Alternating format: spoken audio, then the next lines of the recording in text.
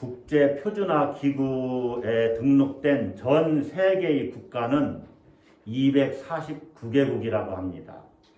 뭐 주권 국가는 그것보다 훨씬 더 작고 올림픽에 참가하는 국가는 또 다릅니다. 그래서 국가 수를 인터넷에서 검색해 보면 다 다르게 나와요. 어쨌든 국제표준화 기구 ISO에 등록된 국가 수는 249개국인데 각 나라마다 다 특색이 다르겠지요. 또 사람들의 사는 모습도 다를 것입니다. 정치, 경제 상황도 다 다를 것입니다. 그리고 삶의 양식, 문화도 다 다를 것입니다.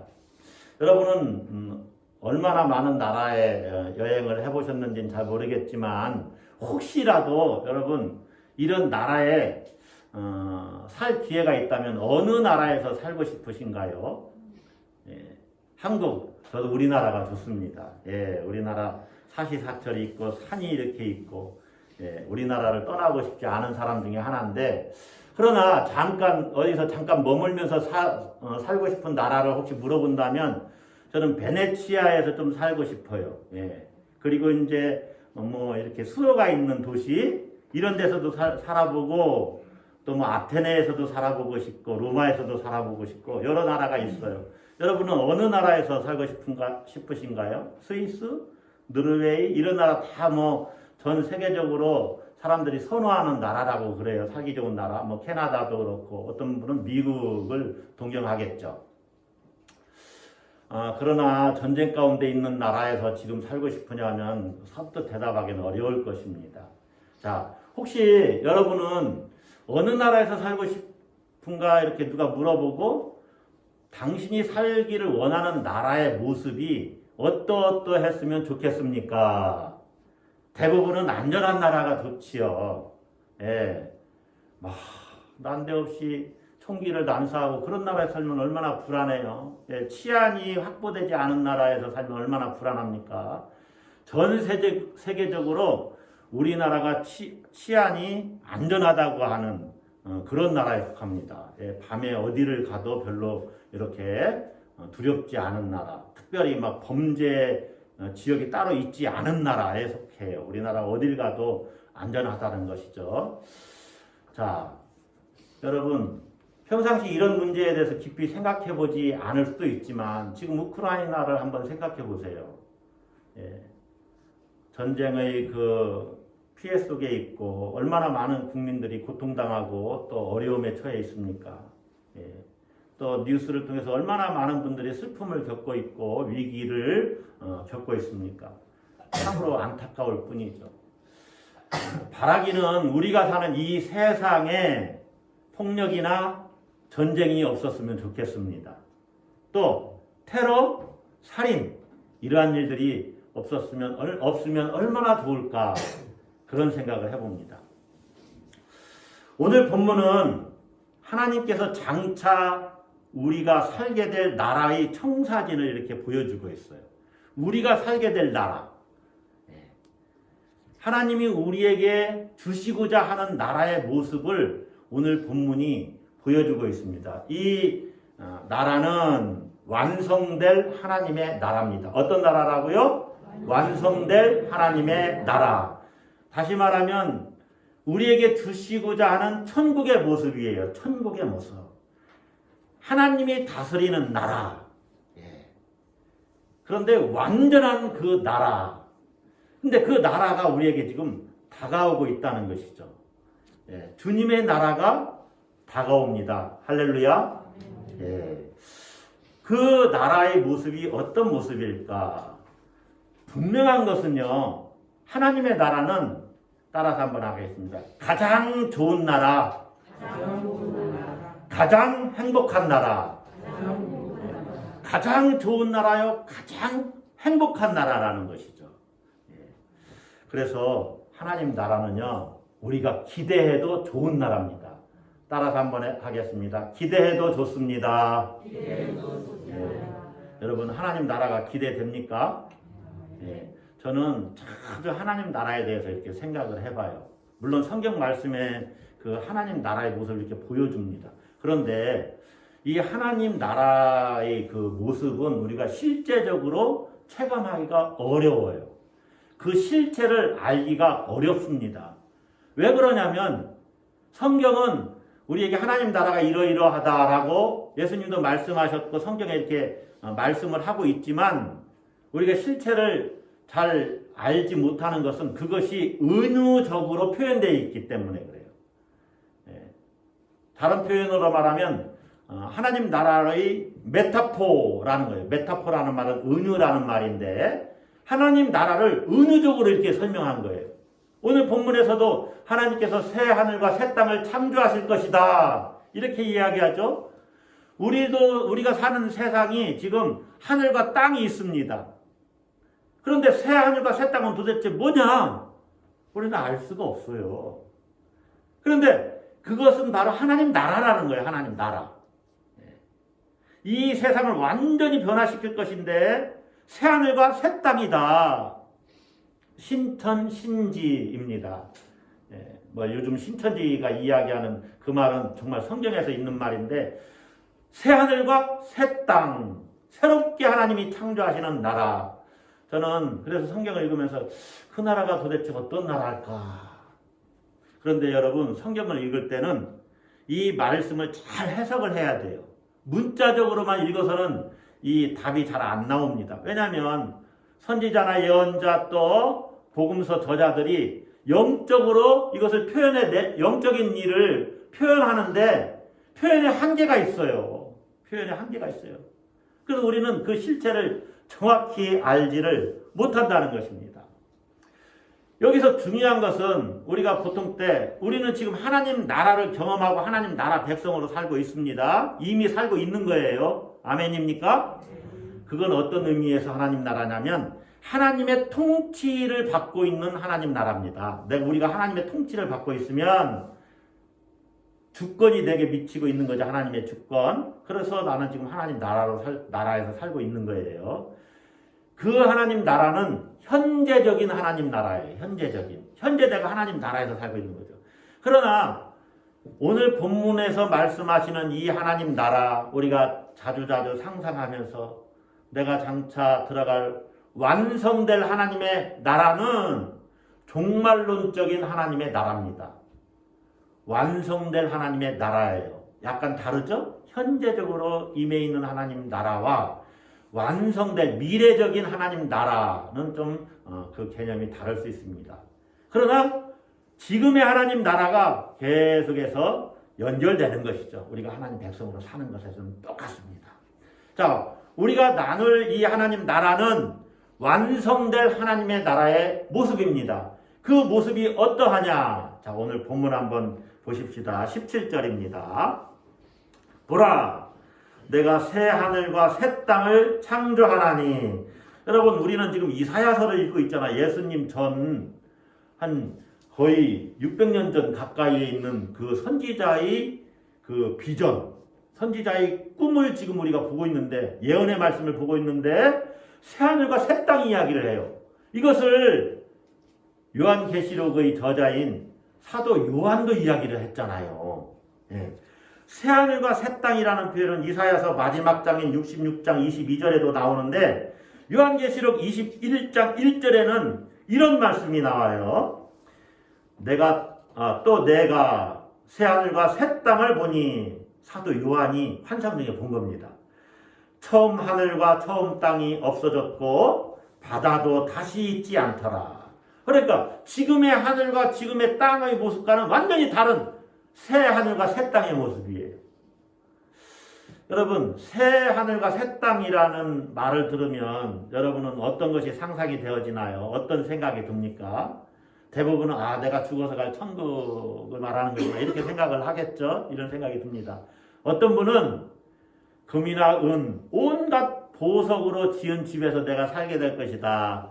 이런 것을 생각하는 분들도 있을 거예요. 왜냐하면 계시록에 보면 온갖 보석들이 나와 있는 천국의 모습을 우리에게 이야기하고 있지 않습니까? 자, 정말 그럴까요? 우리가 뭐 금이나 은, 또 보석으로 지은 집에서 살까요? 알 수 없지요. 그러나 분명한 것은 가장 좋은 나라, 가장 행복한 기억한 나라를 그런 식으로 표현을 했다는 겁니다. 예. 여러분, 새 하늘과 새 땅은요, 전적으로 새로운 세상에 대한 메타포, 은유입니다. 은유. 전적으로 새로운 세상. 제가 이 설교 준비하면서 우리 아이들에게 너 엄마 뱃속에 있을 때, 너네 엄마 뱃속에 있을 때 이 세상이 어떻게 생겼는지 생각해 봤어? 그렇게 물어봤어요. 예. 또 엄마 뱃속에 있을 때 기억나? 여러분, 지금 우리가 살고 있는 세상과 정말 완성될 하나님 나라는 그러한 차원보다 더 놀라울 거예요.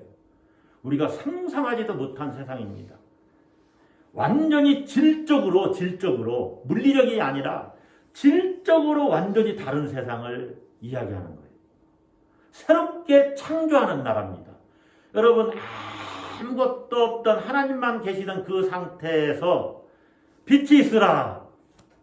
그러면서 하나님이 온 세상을 창조하셨잖아요. 이 비교가 됩니까? 비교가 되지 않죠. 이 하나님의 창조의 능력으로 새롭게 창조하는 새로운 나라가 하나님 나라예요. 그래서 이 나라는요, 새로운 질서 속에서 돌아갑니다. 새로운 가치관으로 사람들이 살게 될 거예요. 우리가 그런 가치관을 갖고 살게 될 거예요. 그것을 성경은 어떻게 이야기하고 있느냐? 17절 다시 보십시다. 보라, 내가 새하늘과 새 땅을 창조하나니, 다 같이 읽습니다. 이전 것은 기억되거나 마음에 생각나지 아니할 것이라. 이전 것은 기억되거나 마음에 생각나지 않는데요. 이게 무슨 말이냐? 모든 기억을 잊어버리고 사는 나라냐? 그런 말씀이냐? 그게 아닙니다. 여러분, 하나님에 대한 신앙은 기억하고 회상해야 돼요. 무엇을 기억하고 회상하느냐? 하나님의 구원 행위, 하나님의 구원 사건을 영원히 기억하고 영원히 회상해야만 합니다. 유대인들은 출애굽 사건을 기억하기 위해서 유월절 절기를 지켜요. 우리는 예수님의 십자가 구원 사건을, 구원 행위를 기억하기 위해서 끊임없이 성만찬을 행하는 겁니다. 그러니까 기독교 성찬식은 기본적으로 예수 그리스도의 구원 사건에 대한 기억이고 회상이에요. 이것은 영원히 기억해야 됩니다. 영원히. 예수님을 볼 때마다 저분이 나를 위해서 십자가에 죽으심으로 내 죄를 용서해 주셨구나, 용서해 놨구나, 내 죄값을 치르셨구나, 이걸 영원히 기억하고 회상해야 됩니다. 그런데 오늘 본문에서는 이전 것은 기억되거나 마음에 생각나지 아니할 것이라 이렇게 얘기해요. 도대체 이게 무슨 말이냐? 여러분, 새하늘과 새 땅에 사는 백성들은 이전 것에 더 이상 미련을 두거나 또 집착하면서 살지 않는다는 얘기입니다. 왜냐하면 새로운 가치관의 세상이거든요. 새로운 질서 속에서 사는 세상이거든요. 이 세상을 움직이는 힘은요, 권력, 재력, 다시 말하면 힘입니다. 파워. 누가 파워를 가지고 있느냐에 따라서 움직여요. 그래서 파워가 약한 자를 압제하고 짓누르고 때로는 폭력을 행사하고 그 다음에 강탈합니다. 그런 논리에 의해서, 그런 사고방식에 의해서 움직이는 세상이 아니라는 거예요. 다시 말하면 이 세상의 원리대로 작동되는 나라가 아니다. 세상의 원리는 세상의 권력이나 재물, 파워에 의해서, 힘에 의해서 움직이지만 하나님 나라는 그러한 것으로 움직이는 것이 아니다. 그것은 이전 것으로부터 자유로워졌다는 것입니다. 이전 것으로부터 자유로워졌다. 극단적인 예지만은 제가 한번 예를 들어보면, 여러분, 죽음이 코앞에 다가온 사람은 이전 것을 생각하거나 마음에 두지 않습니다. 네. 그렇지 않습니까? 죽음이 코앞에 다가왔는데 내가 예전에 뭐 시장을 했다더니 국회의원을 했느니, 심지어 내가 큰 재력가로 살았다거나 이런 것을 더 이상 기억할 필요조차도 없습니다. 기억이 나지 않겠죠. 죽음이 코앞에 다가왔는데. 예. 또 심지어 내가 얼마나 가난하게 살았는가 그것도 기억나지 않을 거예요. 모두 기억할 필요가 없는 이전 것에 불과합니다.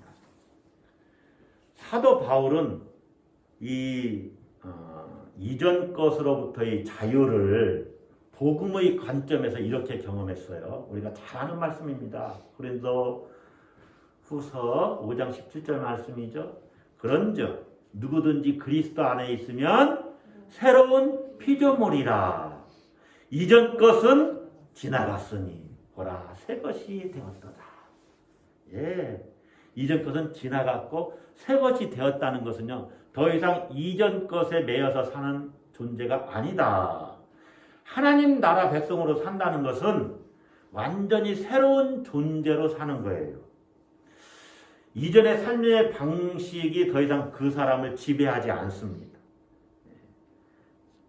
여러분, 그리스도 안에서 새하늘과 새 땅을 경험한 사람은 이전에 추구하던 것을 더 이상 추구하지 않고 새로운 가치 질서에 따라서 살아요. 사도 바울에게 이전 것은 무엇이었을까요? 그가 다른 사람, 세상으로부터 인정받는 것들이었습니다. 예. 바리새인이었죠. 가말리엘 문화생이었죠. 또 로마 시민권을 가졌죠. 예. 또 율법을 철저히 지키는 사람이었죠.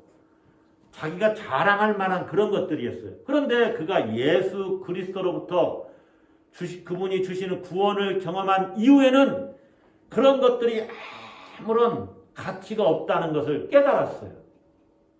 마치 철이 든 다음에는 어렸을 때 그렇게 재밌던 소꿉놀이가 이제 더 이상 가치가 재미가 없어진 거와 마찬가지예요. 예. 여러분은 이전 것으로부터 자유로워지셨습니까? 예. 우리는 세상 살면서 늘 좋거나 나쁘거나 이전 것에 마음을 뺏기면서 살아요.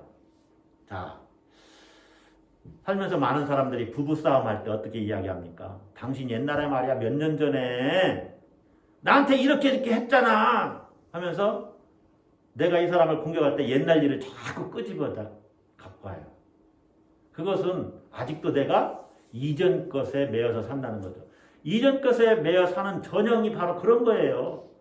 많은 사람들이 내가 옛날에는 말이야 왕년에 내가 말이야 어떠 했는데 뭐 이런 식으로 얘기하죠. 우리 집이 옛날에는 말이야 얼마나 부자였는데 이 동네에서 우리 집만한 집이 없었어. 다 이전 것에 매여서 사는 모습들입니다. 그런데 사실 이 이전 것은요 굉장히 매력적인 것이거든요. 예. 그래서 사람들은 자주 이전 것에 대한 화제를 이렇게 올려요. 사람들의 화제는 다 거기에 놓여 있어요. 예. 이전 것. 그런데 여러분 이전 것으로부터 참으로 자유로워지려면 나는 그리스도 안에서 새로운 존재가 되었지. 나 이제 더 이상 그것에 매여서 사는 사람이 아니야. 나는 새로운 가치 질서를 따라서 사는 사람이야.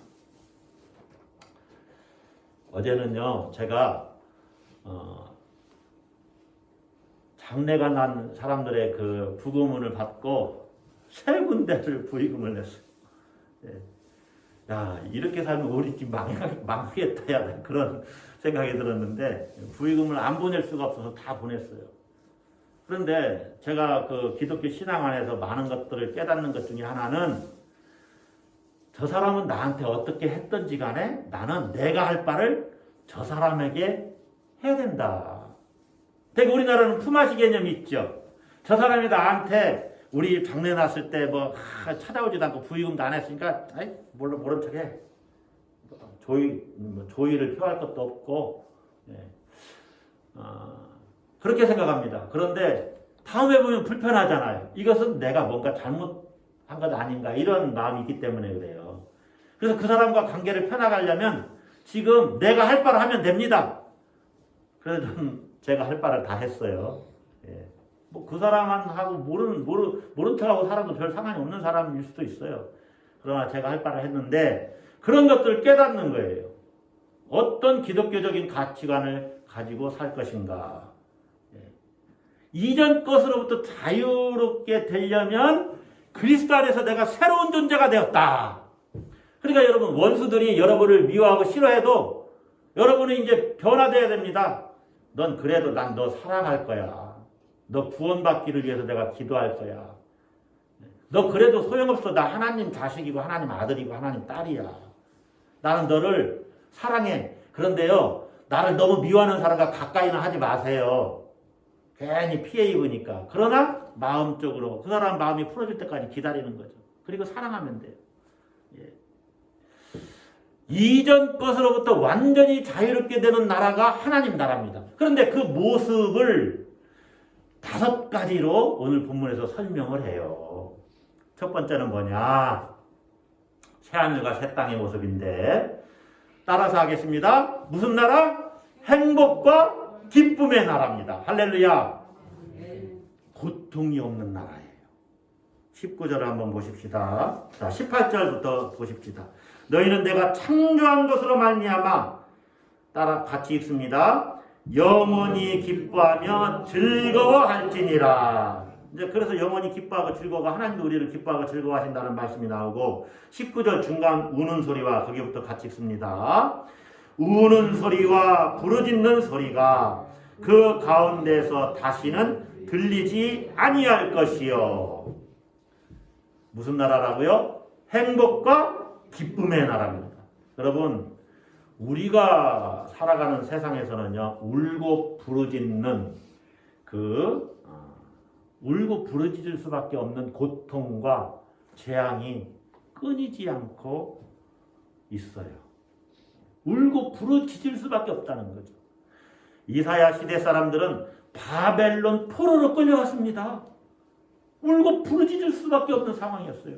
그런데 지금 바벨론 포로에서 돌아왔어요. 그러면서 이사야 선지자가 선포하는 거예요. 하나님께서 우리에게 이제 그런 나라를 주시지 않고 새하늘과 새 땅을 주실 것이다. 그런데 여러분, 이 이사야 선지자가 기대했던 그 하나님 나라가 종말론적으로 우리가 기대하는 하나님 나라라는 것이죠.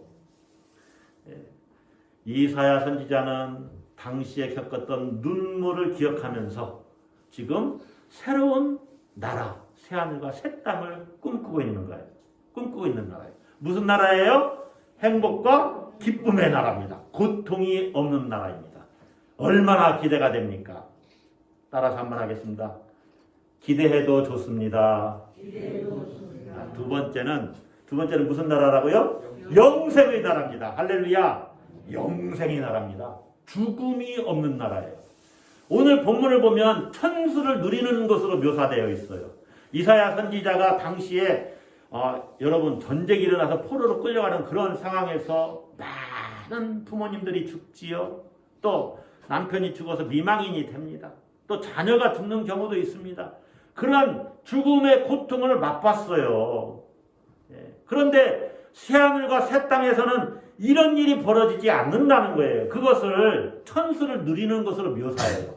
그런데 이 묘사를 계시록 21장 4절에서는 다시 이렇게 요한이 선포합니다. 본문의 말씀과는 좀 달라요. 본문의 20절은 100세에 죽는 자를 젊은이라 하겠고 100세가 못되어 죽는 자는 저주받은 자이리라. 그래서 100세 넘게 다 산다. 그런 얘기를 하고 있지만은 계시록에서 요한은 뭐라고 말하냐면은 요한계시록 21장 4절이라고 그랬죠. 다시는 사망이 없고 애통하는 것이나 곡하는 것이나 아픈 것이 다시 있지 아니하리니 처음 것들이 다 지나갔음이러라. 사망도 처음 것이고 이 세상에서만 사망이 있다는 거예요. 하나님 우리에게 주시는 하나님 나라에서는 사망이 없다는, 죽음이 없다는 거예요. 애통하는 것도 곡하는 것도 아픈 것도 없대요. 할렐루야. 영생의 나라입니다. 할렐루야. 죽음이 없는 나라예요. 여러분 그 나라가 기대되십니까? 다 같이 한번 하십시다. 기대해도 좋습니다. 자, 세 번째 나라는 어떤 나라라고 그랬죠? 부요함의 나라. 예. 궁핍과 빈곤이 없음을 이야기합니다. 결핍이 없는 나라입니다. 여러분, 하나님 나라에서는요, 노동의 고통이 없습니다. 일은 합니다. 그러나 노동이 기쁨이에요. 즐거움이에요. 자기가 일한 대로 다 그 대가를 받아요. 여러분, 이 세상에서는 일한 대로 대가를 받지 못하는 경우가 얼마나 많이 있어요. 어떤 사장님들은 또 월급을 잘 주지 않는 경우도 있잖아요. 그러면은 여러분 뭐를 먹고 살라는 얘기입니까? 일하는 대로 완전하게 보상받는 나라가 하나님 나라예요. 여러분, 살면서 열심히 일합니다. 게으르지도 않아요. 그런데 가난과 결핍으로부터, 빈곤으로부터 벗어나지 못하는 삶, 얼마나 슬픈 일입니까?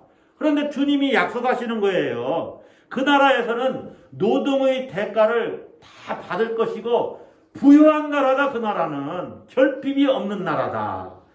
그것을 23절에서 이렇게 이야기하고 있어요. 23절 한번, 21절부터 그런 이야기를 하는데 23절만 같이 읽어보는 것입니다. 다 같이 읽습니다. 그들의 수고가 헛되지 않겠고 그들이 생산한 것이 재난을 당하지 아니하리니. 무슨 나라라고요? 부유함의 나라. 부유함의 나라. 결핍이 없는 나라. 얼마나 기대가 되는 나라입니까?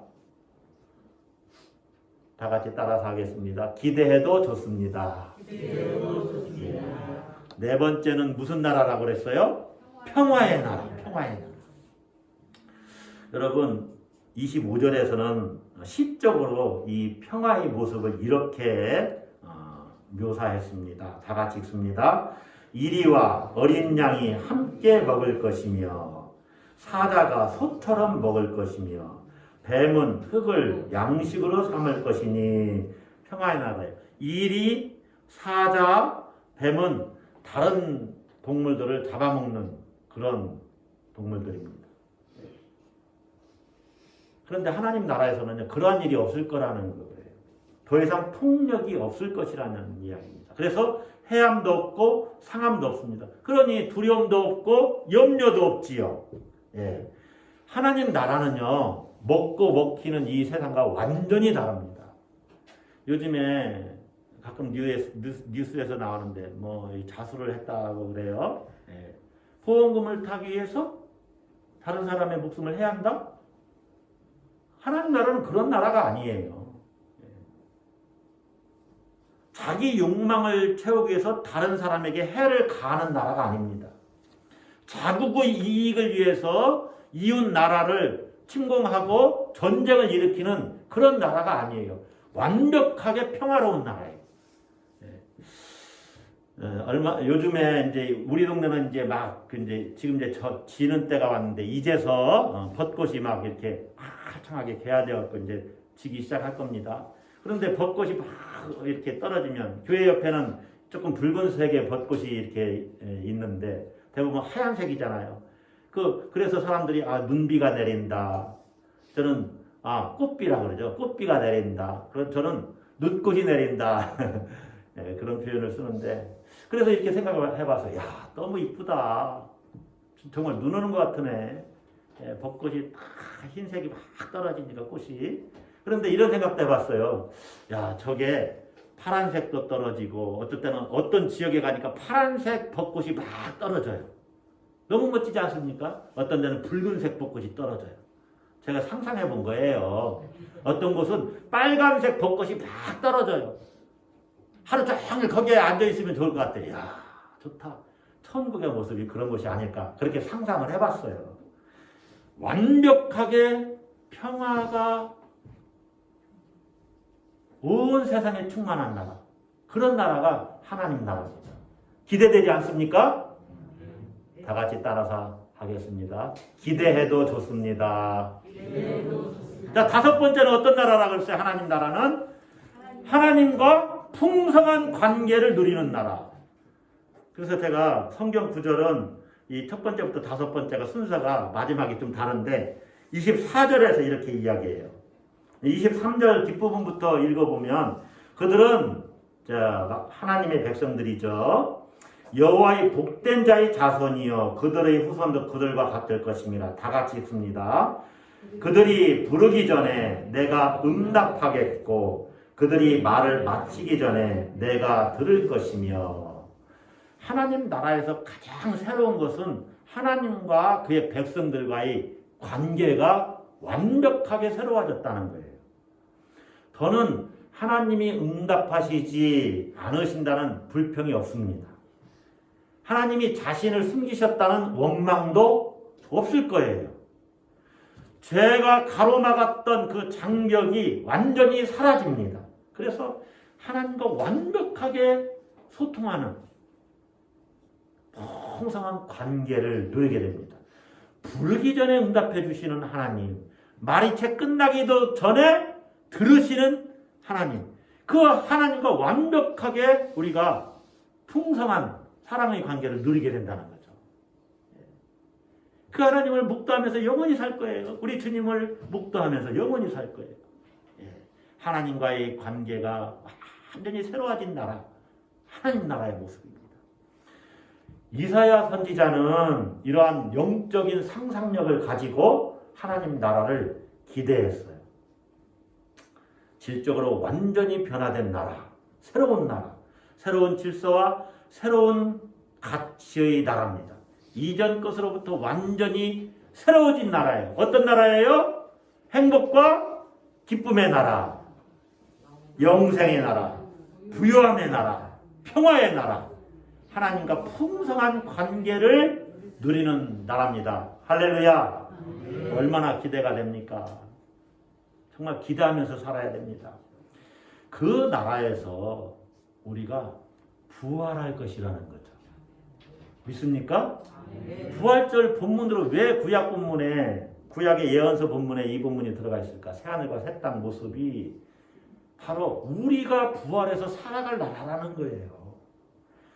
예수 그리스도의 십자가의 죽음과 부활을 믿는 우리가 살아갈 나라를 하나님께서 주신다는 것이죠. 할렐루야. 여러분, 우리가 그 교동문에서 읽었죠. 보라 내가 너희에게 비밀을 말하노니 우리가 다 잠잘 것이 아니요 마지막 나팔에 순식간에 호련히 다 변화되리니 나팔 소리가 나매 죽은 자들이 썩지 아니할 것으로. 지금 잘 올렸어요. 나팔 소리가 난다는 거예요. 네. 그래서 나팔 소리가 나매 죽은 자들이 썩지 아니할 것으로 다시 살아나고 부활한다는 거예요. 우리도 변화되리라. 사도 바울은 예수님 자기 생일에 예수님이 오셔서 변화될 것을 기대했습니다. 그리고 그때 당시 정말로 예수님이 오셨다면 죽은 예수님을 믿은 자들은 이제 부활할 것이죠. 여러분, 예수님이 죽으시고 부활하신 이유가 뭔지 아십니까? 우리가 지금 살펴본 이 하나님 나라를 우리에게 주시기 위해서 그래요. 그 나라를 하나님이 주시겠다는 거예요. 그 나라에서 살아갈 백성들은 지금의 이런 몸을 가지고는 살 수가 없어요. 그래서 예수 그리스도를 믿고 생전에 예수님이 다시 오시는 것을 체험할 자들, 그렇게 그 주님을 맞이할 자들에게는 예수님이 부활하신 그 몸과 같은 부활체로 하나님께서 변화시켜 주셔서 그 나라로 인도할 것입니다. 할렐루야. 그리고 예수님을 믿고 죽은 자들 있죠. 성경에서는 자는 자들로 설명을 하고 있죠. 자는 자들로 이렇게 이야기합니다. 예수님 믿고 죽은 자들, 자는 자들은 예수님과 똑같은 몸으로 부활해서 하나님께서 그렇게 부활시켜서 그들을 하나님 나라로 인도하실 것입니다. 할렐루야. 네. 여러분, 예수님은 죽은 자들로부터 부활하셨어요. 그래서 잠자는 자들의 첫 열매가 되셨다. 첫 열매가 여러분도 꼬치가 익었네? 아니면 뭐 수박이 익었네? 그럼 그 다음에 줄줄이 열매들이 나오는 것 아닙니까? 그 나오는 열매들이 바로 우리들인 겁니다. 마지막 날에 우리가 그렇게 부활한다는 거예요. 예수님이 부활하셨고 그 예수님의 부활을 따라서 우리도 부활합니다. 할렐루야. 고린도후서 3장 18절은 우리가 예수님과 같은 부활체를 입고 부활할 것을 이야기하죠. 주의 영광을 보매 그와 같은 형상으로 변화하여 영광에서 영광에 이르니. 여러분, 부활은 뭐냐? 그리스도 안에서 참 생명을 얻는 것을 말해요. 진짜 생명입니다. 다른 말로 말하면 영생이에요. 영생. 그리스도 안에서 얻는 생명. 그러니까 지금 우리의 생명은 완성되질 않았습니다. 그러나 부활하면 그 생명이 완성돼요. 제가 한 20년 이상이라고 그러는데 집사람은 은행나무를 분재 화분에다가 한 요만한 것을 심었어요. 그래서 수시로 물을 줬어요. 뭐 분재를 이렇게 뭐 모양을 낸 거 아니에요. 그냥 조그만 은행나무를 이렇게 심었어요. 근데 그 은행나무가 살기 위해서 뿌리를 뻗는데 작년에 제가 물을 자주 안 줘가지고 죽었어요.